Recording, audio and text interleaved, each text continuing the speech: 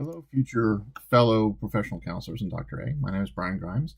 I'm coming to you from the state of Pennsylvania, where I'm studying to be a licensed professional counselor, LPC.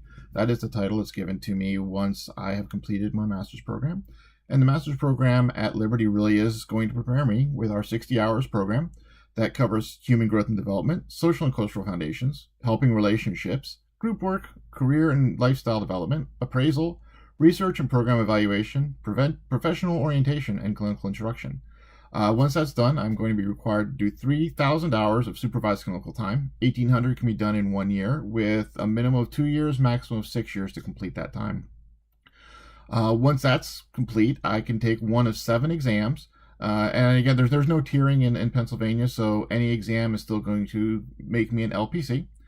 First being the National Counselor Examination for Licensure and Certification from the NBCC, Certified Rehabilitation Counselor from CRCC, Art Therapy Credentials Board Certification Exam from the ATCB, Board Certification Exam from the CBMT, the Practice Exam of Psychological Knowledge from the North American Association of Masters in Psychology, Advanced Alcohol and Other Drug Abuse Counselor Exam from the International Certification and Reciprocity Consortium Alcohol and Other Drug Abuse Incorporated, and the exam for Master Addictions Counselors from the NBCC.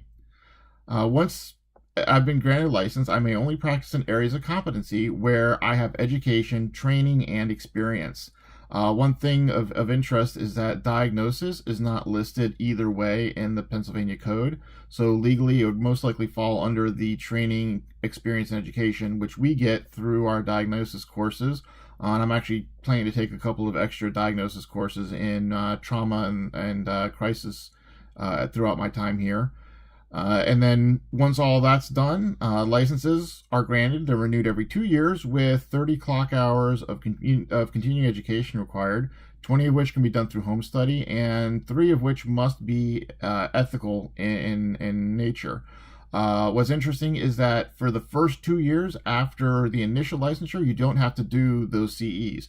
You don't need to start CEs until after your first renewal period, which is kind of nice after all that studying. Other thing I did find interesting is that in the state of Pennsylvania, you do have to be considered of good moral nature in order to receive your license. Now, how that's measured, they don't say. It does go on to say that you can't be convicted of a felony in regards to a very specific drug and substance abuse law that's in the state of Pennsylvania. But other than that, there's no requirements. So I think they'll just take us at our word. And hopefully, graduating from Liberty and having that diploma from Liberty will certainly stand up as being a good moral character. Thank you all, and take care.